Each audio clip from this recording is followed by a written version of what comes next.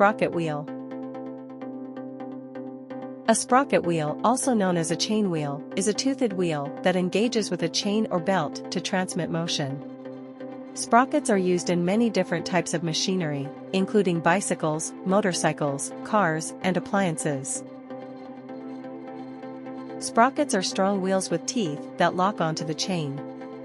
As the sprocket rotates, the teeth grip the chain and move other parts that interlock with the chain. This sequential series of operations allows for simple and controlled rotational movement of large tools and machinery. Different types of sprocket wheels. There are 4 main types of sprockets: Type A, Type B, Type C, and Type D. The main difference between them is the number and thickness of their hubs.